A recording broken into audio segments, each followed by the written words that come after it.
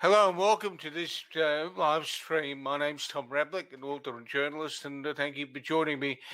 One of the biggest issues that's been kicking around in the defence circles certainly has been the issue of what we do to get locally engaged employees out of Afghanistan that have been working for Australian and other forces, incidentally.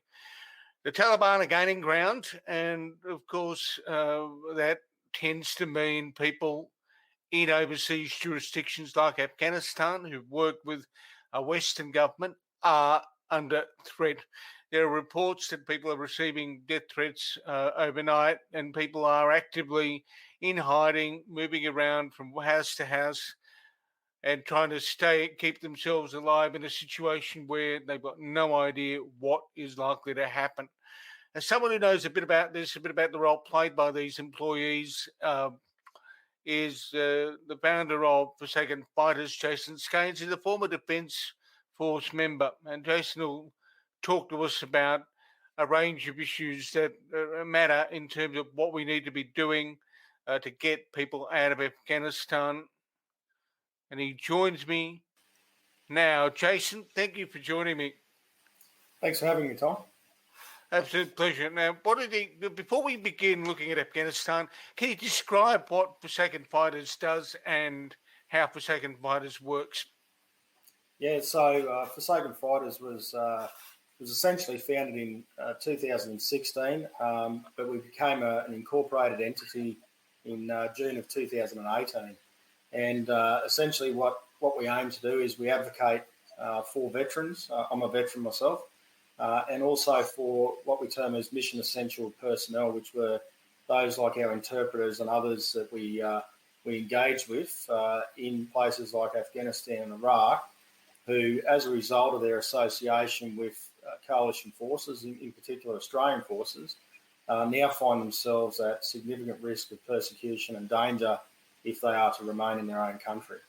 So our role is to advocate on their behalf, and assist them and provide advice to them and just basically raise their concerns and their voice within government and also with the Australian public. Coming to Afghanistan, the members of our defence forces and staff at our embassies develop very, very close working relationships with the locals that are employed. Describe what sort of relationship people like yourself who've served in the military have with individuals like the interpreters. Yeah, look, the relationship we form with these interpreters is one that has to be of absolute trust, and they are key to us being able to conduct our operations across Afghanistan. You can't conduct counterinsurgency operations without communication. And that's the type of operations that we're engaging in places like Afghanistan. And they are absolutely critical. They're the linchpin. The relationship that we form with these interpreters, as I said, is one of absolute trust. It's a bond that we have, and we have to form very quickly with these interpreters. And I think none more typifies that bond than looking at Mark Donaldson, BC, who was awarded his Victoria Cross for risking his own life to save that of his Afghan interpreter who was injured during an ambush on one of his patrols. So that really typifies the type of relationship that our veterans, our defence members form with these interpreters.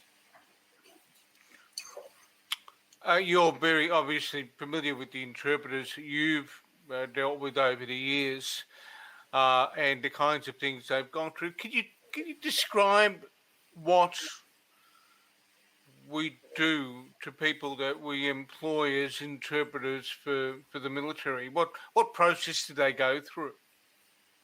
So most of the interpreters, for instance, they were contracted by a company called IMS and later MEP. There was a contract of over $700 million for that company to first of all recruit these local nationals as potential linguists, and they would then gauge their level of ability to speak and read and write and interpret English. And then they would conduct a basic background check on those individuals, being a character check, which includes any offence history that they may have in Afghanistan. And then they were also charged with conducting the counterintelligence screening process of those potential applicants as well for positions as linguists. Okay. To what extent are the security checks done to look for any membership of, for want of a better term, very fringe political movements in countries? Yeah, look, it's the background checks are pretty thorough before those individuals are engaged to assist coalition forces, obviously because they are facilitating essentially the conduct of large-scale missions across Afghanistan.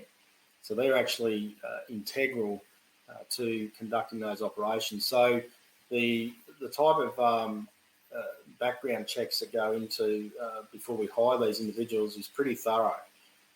What they then need to do is undergo those types of checks depending on what level of classification they hold as an interpreter. There were 3 levels, category 1, 2 and 3. And they all have certain security clearances in regards to access to sensitive information. And they would either conduct those counterintelligence screening assessments every 3 to 6 months, depending on which category they were in. So that's the process, the interpreter that you've gone to bat for in the courts would have gone through, correct? Yes. And I suppose the issue, Tom, is what we're seeing is a lot of these interpreters that have undergone this process, they went through the recruiting process, they've been through and worked with coalition forces for many years. Coincidental or not, what we did see was around 2013 when the announcement that coalition forces were drawing down our presence in Afghanistan, all of a sudden you have what we've seen was a number of interpreters that had been through this process, had worked with us for years, had been able to wear our Australian combat uniform, live on our base and roam freely among us for years, all of a sudden starting to fail these counterintelligence screening process that they would have to undertake every 3 to 6 months. They were then failing this process. And we thought that was quite unusual that all of a sudden these people that have been trusted for years, facilitating and partnered with us, conducting these operations, are all of a sudden failing this counterintelligence review process that they undergo every 3 to 6 months. Was that coincidental in regards to the announcement of drawdown of forces? Because something that we would need less of would be interpreters, I would imagine. So we found that quite interesting at the start. And upon further investigation, what we have learned since then is during the counterintelligence screening process, there are 2 types of mechanisms that are used to conduct that screening, and these are publicly available, so I'm not divulging anything classified here, but they use the PCAS, or Preliminary Credibility Assessment and Screening System, which is essentially a handheld lie detector. It's very, very different to a polygraph in the fact that it removes completely the polygraph, the PCAS examiner completely from the equation. And it's solely reliant on an algorithm that's built into that system. And what we have found is that algorithm was specifically designed to deliver more red lights than green lights. So, and it was never to be employed to be a final decision-making tool. It was employed to be to par down larger groups and to act as a triage device. It was never to be used. It can't be used on coalition forces. It can't be used in a court of law. Mm-hmm. And I believe that the government is using those counterintelligence reports or summaries on those individuals as a means to deny humanitarian visas to those individuals that may have, at some stage, failed their CI screen. Okay, well, that leads me to the next question, because the observation you've made that there may be certain reports that are used by government to deny passage out of Afghanistan, whether it's to deny passage to Australia completely is I guess a separate issue. The implication of your statement seems to be that these records exist somewhere, and people can get hold of them. Where's the chain of custody, to your knowledge, of this material? Having had a look at the contract that was used for this company, which was paid by the US government, they need to keep those records for 20 years. So the records are available there for the conduct of those reports and intelligence summaries, and they're held with the contracted company who conducts. They're the ones that contract and go out and conduct these counterintelligence reviews, and therefore they would be the parent company or organisation that holds that information. I would imagine that it's readily available on request by government, but it's something that the access to the program, the lead program, access to the visas is a responsibility that we've abrogated back to the individuals to either know about that program exists, understand they may have an entitlement, and then try and apply for it, and often wait very lengthy times for their application to be processed.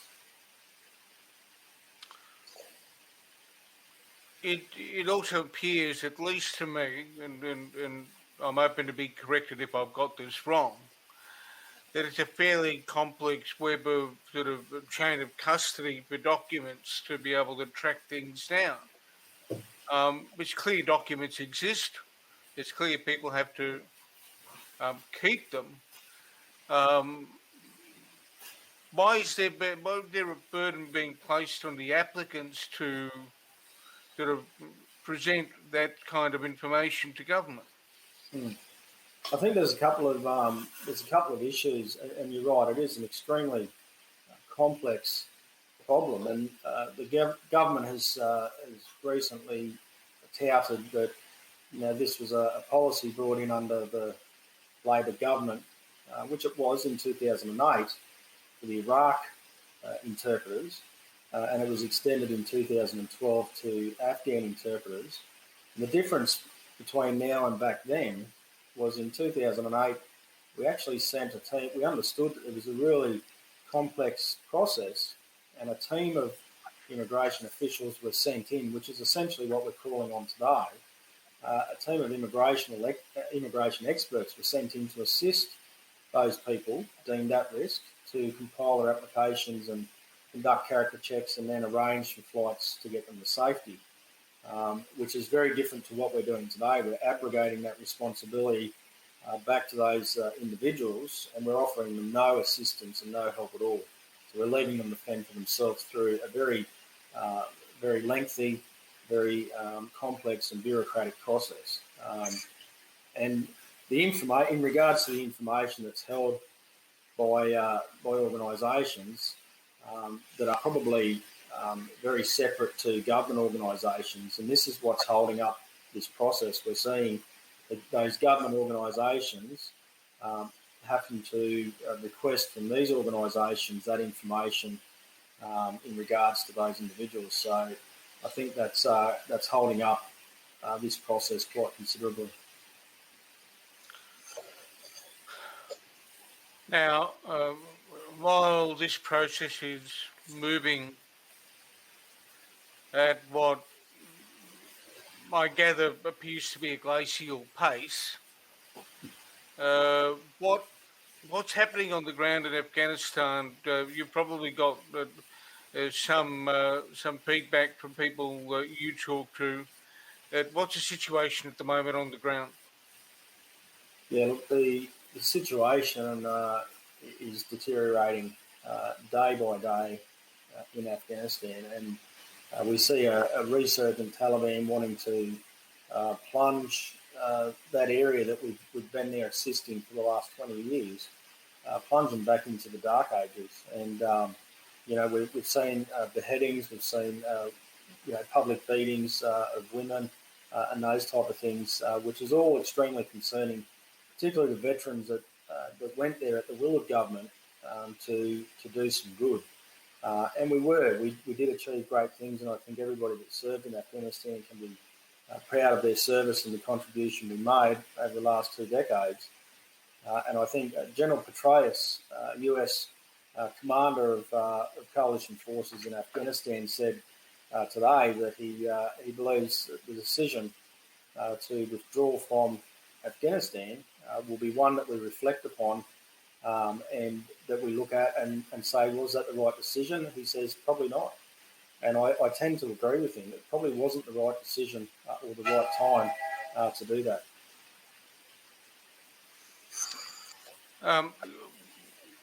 Obviously, when you build a close bond with people over there, this kind of thing has a bit of an effect on you. You've been dealing with the case of your interpreter, and that's been going on for about 8 years, if I remember rightly. What does that mean for you personally? Because it's you've taken up the fight here. What's happened? Yeah, look, my interpreter applied this month in July 2013, and here we are 8 years later, 2 federal court cases where he won his last federal court case in February 2020, and Okay. the findings were handed down in May of 2020. And essentially, the findings from the full bench of the federal court were that they quashed the minister's decision, and they directed the department to process his application in accordance with law. Now, that at that stage he'd been waiting 7 years. Here we are now at the 8-year mark, 15 months after that court decision, and he still remains in Afghanistan. Now, the issue that we... Well done. Has somebody lost the file? Can't they find a court decision that told them what they need to do? What's the explanation you're getting? We don't have one. We're still waiting on any correspondence from the department. And, the court the judges mentioned that this should be processed without delay, having regard to the amount of time that has lapsed since his original submission. So that still hasn't occurred 15 months after that decision was handed down. Can I just pause my phone, mate? I've got it on. Sorry. Is that all right? So we don't get annoyed. Sorry. You hear it going off there, and I'm waiting for somebody to call. I'll get back. That's all good. But I mean, at the end of the day, there's a personal impact on you, isn't there? Because you've engaged with these guys one-on-one. You've engaged with them on a daily basis. They've been with you in situations most Australians wouldn't even, imagine or even understand. What's it like personally for you? Look, it's had a huge impact on myself and both personally, financially, and my family as well. This is something that when you see something that is not right, you feel compelled to work towards fixing that issue. It doesn't help when you have a government who doesn't want to engage with you at all. Now, it took me 5 years to get my first meeting with the Minister for Home Affairs at the time, which was Peter Dutton. It took me 5 years. I requested meetings many, many times. with the minister to discuss these very sensitive issues and talk about this case in particular and try and work a way forward, see how we can improve this visa application and processing that they've had out. And at no stage were they interested in engaging. And so what I ended up doing was I left my job. I was a CEO on a very well-paid salary. And I left that job to start this organisation and advocate full-time for interpreters and our veterans. And, it's for me, I wake up every day and I'm thinking about my interpreter. I'm in regular contact with him. And to see that, and still, I was down in Parliament in June and I requested a meeting with any minister of the current government to meet with me. I was down there for 4 full days. And not one minister had the time to sit down and meet with me. I met with Jackie Lambie, who was fantastic. I met with a whole range of other individuals, Neil James from the Australian Defence Association, John Blaxland at ANU. I even met with the consul for Afghanistan in Canberra, but not one minister was able to meet and discuss this very timely, rapidly evolving issue that face these Afghans that assisted us. There's been a bit of obviously there's been some media coverage of one of your colleagues over the past 24 hours having Stuart McCarthy obviously having sort of burnt the service medal for Afghanistan.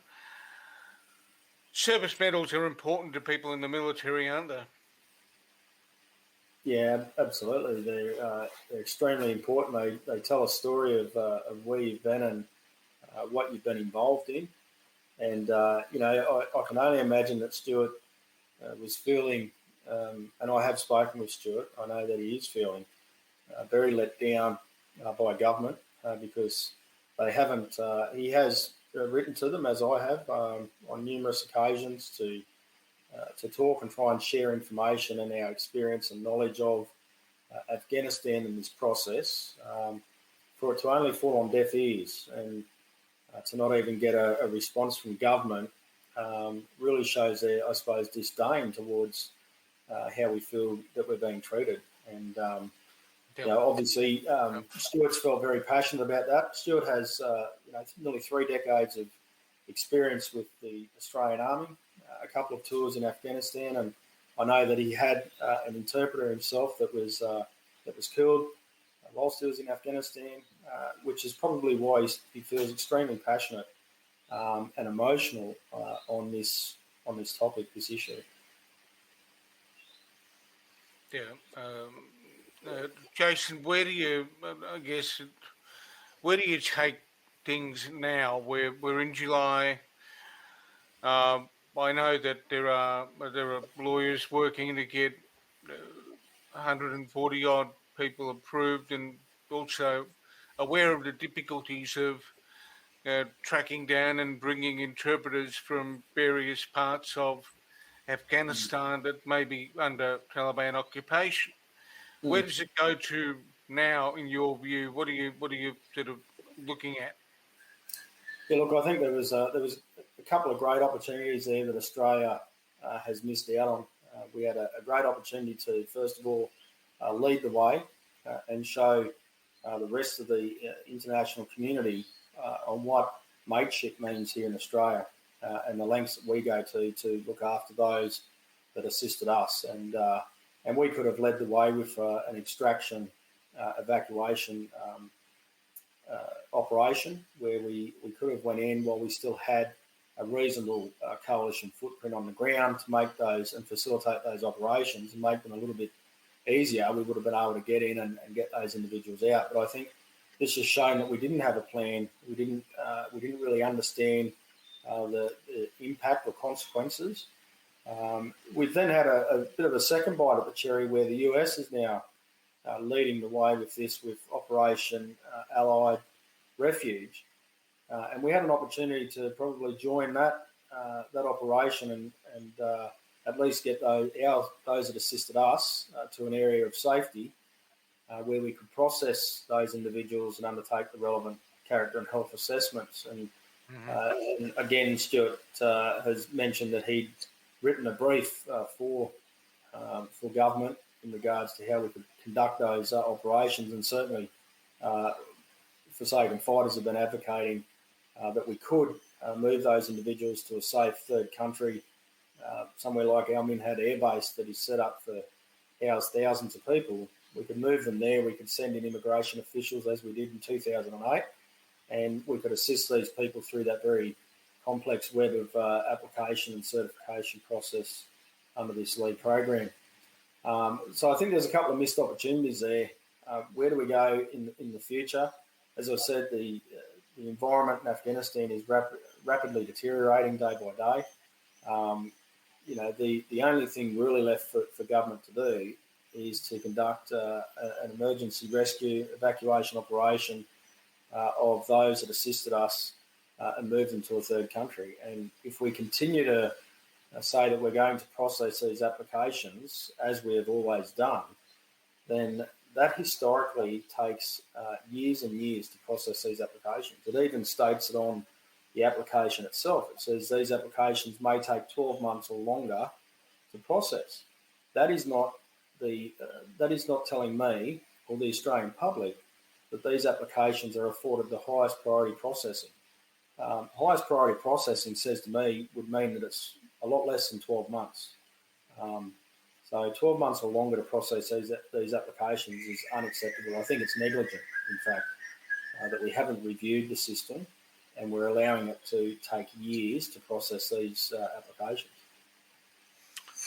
You're probably more adept at analysing the military logistics than most of the people that are going to be watching this that don't have a defence background.